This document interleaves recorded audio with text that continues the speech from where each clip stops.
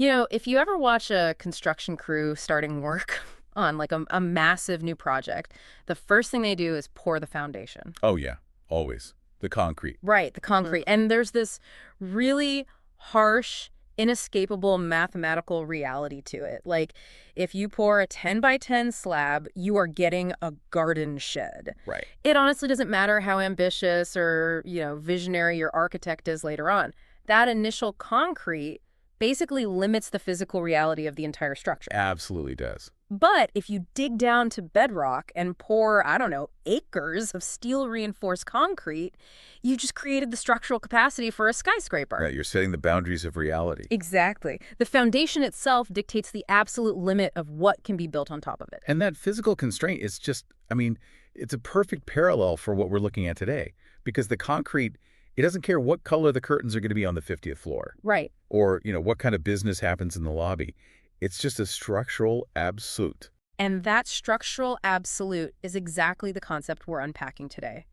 But, instead of architecture, we are looking at human motivation and, well, really the trajectory of our entire lives. So, welcome to today's deep dive. Glad to be here.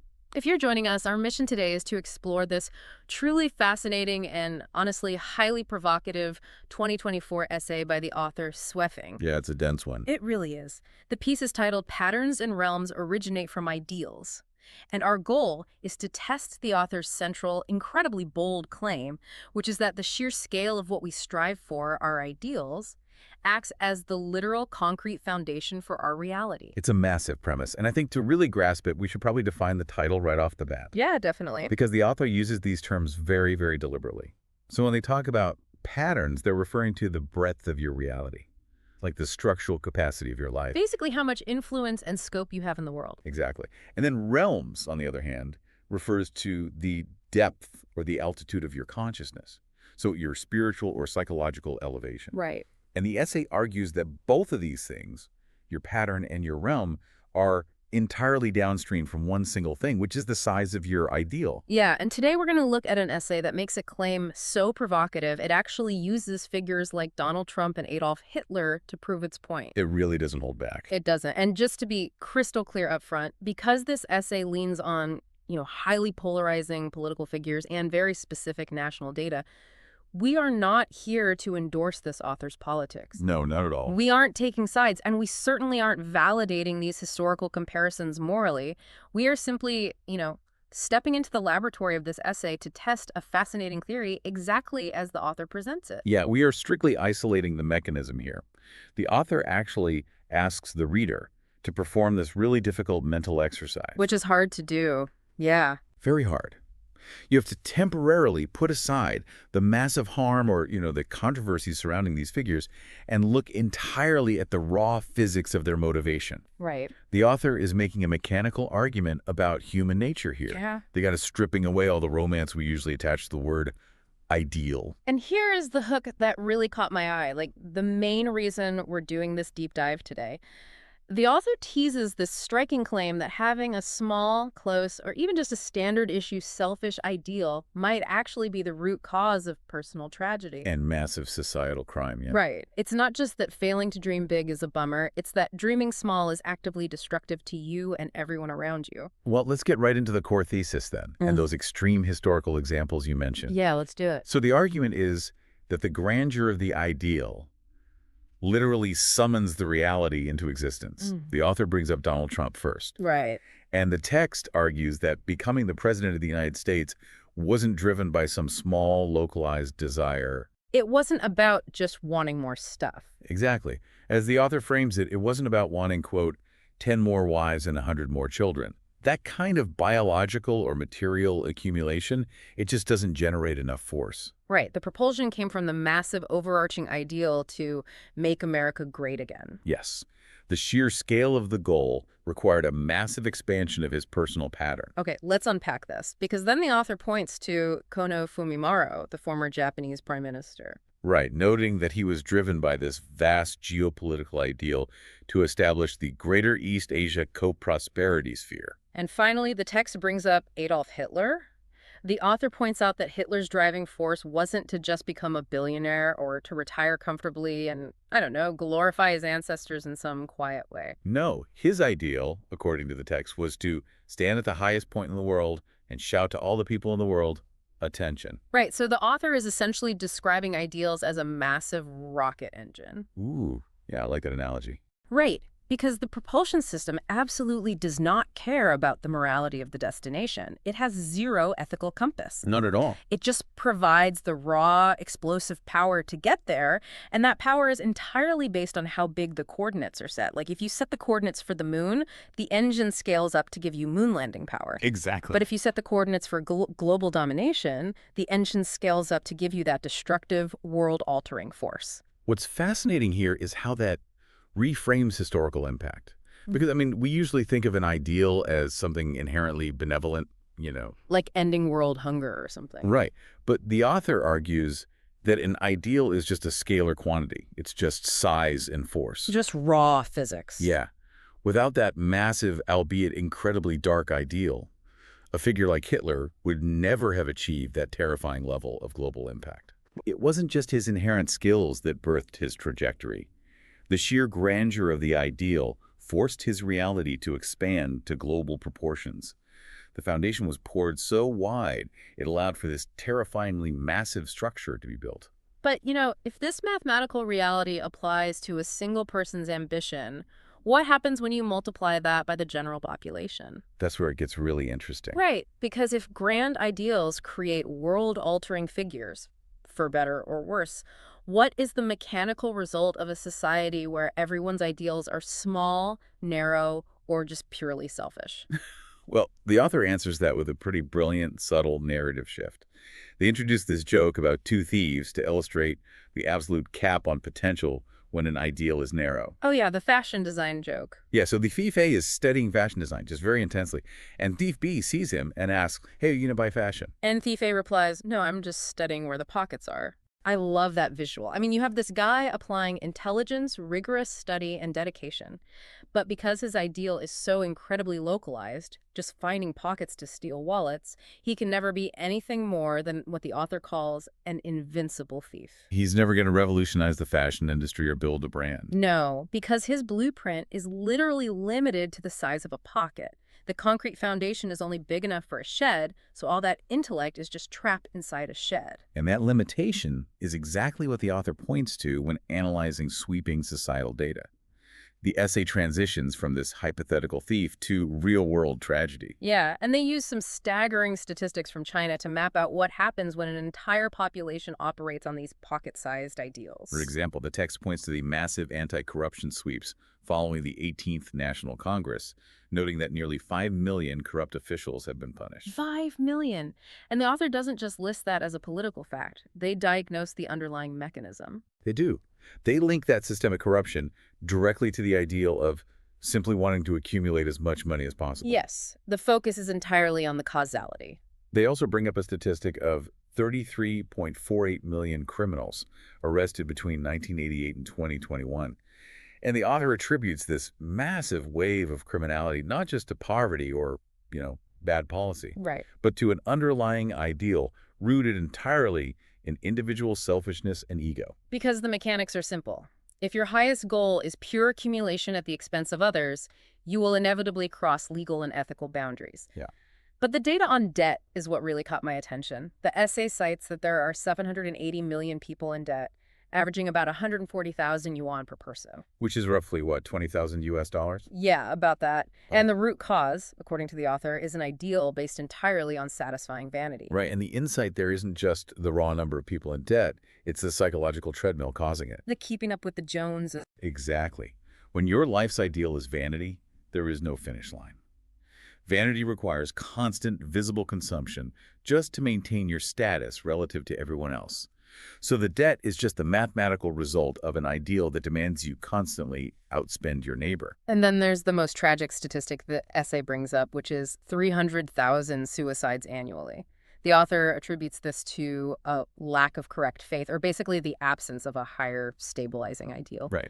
But I have to push back slightly here on behalf of anyone listening. I mean, is the author really drawing a direct, unbreakable line between a lack of grand ideals and a person going into debt or committing a crime? It seems like it. Because it feels like we are completely ignoring systemic economic issues and putting it all on personal philosophy. Well, the author implies that the personal philosophy actually creates the systemic issue. Oh, interesting. Like a tragedy of the commons. Exactly like that. Yeah. If an ideal is small and inward-facing like vanity or pure financial accumulation, it inherently requires extracting value from your immediate surroundings. Right. My game requires your loss. Yes, it's a zero-sum game. And when one person does it, they might just be a jerk.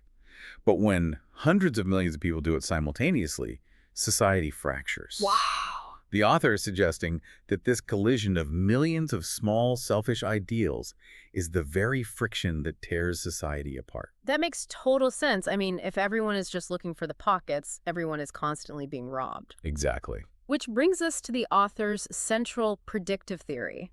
The lower and closer the ideal, the harder and more bitter the life. And conversely, the higher and farther the ideal, the more glorious the life. Right. And to test this, the author maps out a really fascinating thought experiment. It basically acts as a psychological stress test. The author constructs this spectrum of 8 hypothetical people, each driven by a very specific, progressively larger ideal. Yeah, the author actually maps this out, moving from basic survival all the way up to spiritual transcendence. Let's walk through. Okay, so on the low end, you have the most localized goals.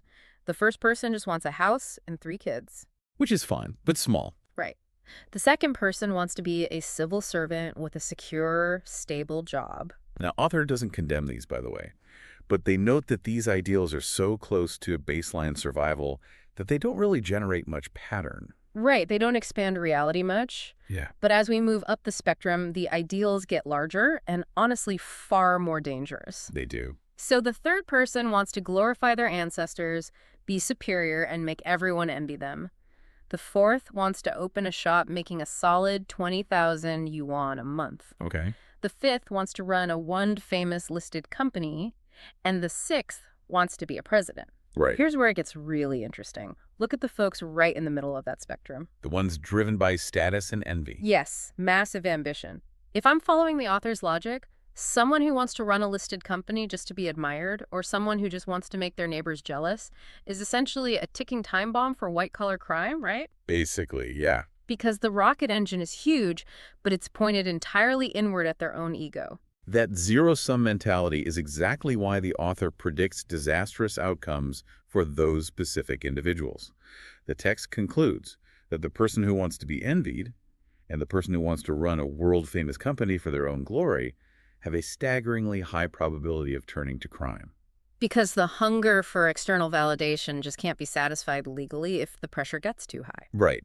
And the author takes it a step further with the sixth person, the one who wants to be president. Oh, boy. Yeah, they state there is a large possibility of this person becoming a Hitler. Wow. Again, you have massive propulsion, the desire to lead a nation, but if the internal coordinates lack a broader benevolence, the result is tyranny. The breadth of the pattern is huge, but the realm is entirely toxic. But then we look at the very top of the author's spectrum. The seventh person, whose ideal is to become a Buddha. Right. And the eighth person, whose ideal is that everyone in the world lives a happy, joyful, free, and blessed life. And for those two, the author predicts the probability of them becoming corrupt or committing crimes is almost mathematically zero. And this highlights a huge, vital distinction the author is making.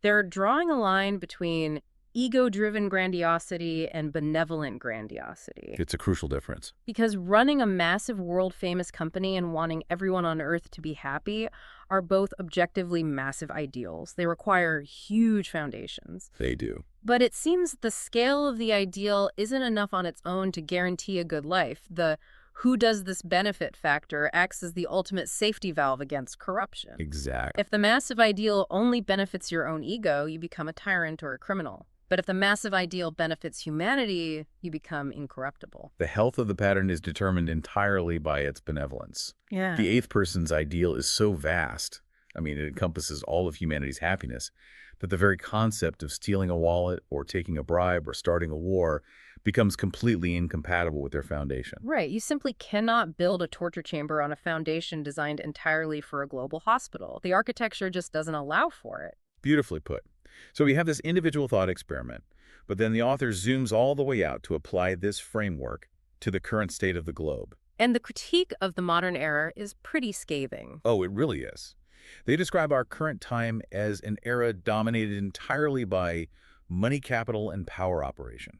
And the core observation in the text is that today, people have essentially abandoned the very concept of ideals. Totally. If you try to talk about ideals in a serious way, society treats it as a void thing.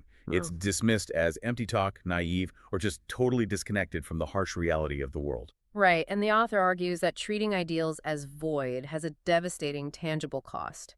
Because we no longer have high, overarching ideals to bind us together, we are basically just a species running without a navigation system. We're just reacting to immediate localized threats. Exactly. The essay specifically lists the cognitive confrontation between the East and the West, the survival conflicts between humanity and nature, and just general, exhausting interpersonal friction as the direct result of this missing foundation. We simply can't see a beautiful prospect for human civilization because nobody is pouring the concrete for one. Yeah.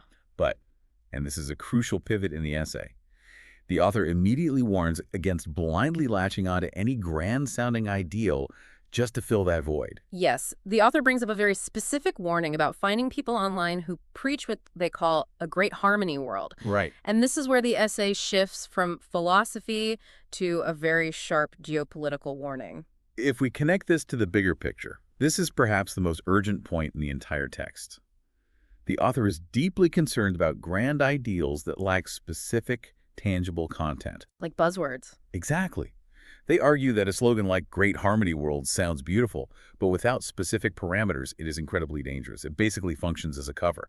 So why should you listening right now care about this? Because we hear corporate slogans and political buzzwords all the time. All the time. Making the world a better place, connecting humanity, building a brighter future.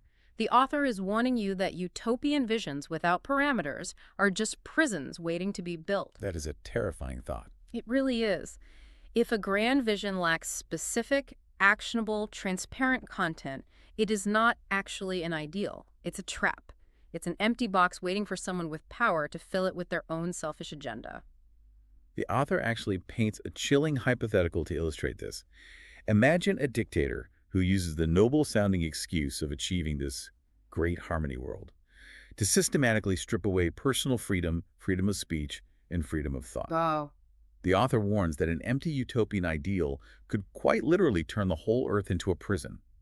It's the illusion of a skyscraper painted onto the side of a shed. We must demand specificity and benevolence within our ideals, not just grand branding. Which perfectly sets up the author's ultimate hope for humanity. The essay ends with a wish for the birth of more people with saintly thoughts and grand ideals. Right. Not just big ambitions, but benevolent propulsion. It's basically a call for a complete upgrade to the human operating system. Yeah, moving away from the default settings of seeking envy or localized wealth and upgrading to the global, benevolent programming that structurally prevents corruption. So, to concisely recap the journey we've taken through this essay today, we started by looking at the raw, mechanical power of ideals. Like a massive rocket engine, the sheer scale of an ideal, even a deeply flawed one, can generate enough force to shape world history. Yes. Then we explored the flip side, how small, purely selfish goals act as the root cause of societal tragedy. When millions of people are operating on vanity and greed, it creates a zero-sum collision that results in massive debt, crime, and despair. The pocket thieves. Exactly, the pocket thieves. And finally, we ended with that critical warning. Even the grandest utopian visions can be twisted into global prisons if they lack true, benevolent, specific substance. It reframes how we look at ambition entirely. We usually praise anyone who wants to be CEO or president. But this essay argues that if we don't ask who does this benefit, we might just be cheering for a future tyrant. It forces a really necessary interrogation of our own motives, not just the motives of historical figures. Absolutely. So what does this all mean? How do we take this highly theoretical framework from a 2024 essay and actually apply it to the reality of a Tuesday morning? I think we leave everyone with a final thought to mull over, something that builds on the text but points directly at our own lives. Let's hear it. If this author is right, and our ideals act as the literal blueprint, the concrete foundation for our physical reality. Yeah. Look at your own daily routine right now. Mhm. Strip away what you say your goals are and look honestly at your actions. Oh, that's tough. What implicit, unspoken ideal is actually driving your behavior today? Are Mhm. you quietly just studying where the pockets are? Wow. And the ultimate question, if that unspoken ideal you are living by suddenly manifested into reality for everyone on Earth, would you actually want to live in the world it creates? That is a heavy but absolutely necessary question. Thank you for joining us on this deep dive. Keep examining the foundations you are pouring and keep questioning the information around you. We'll catch you next time.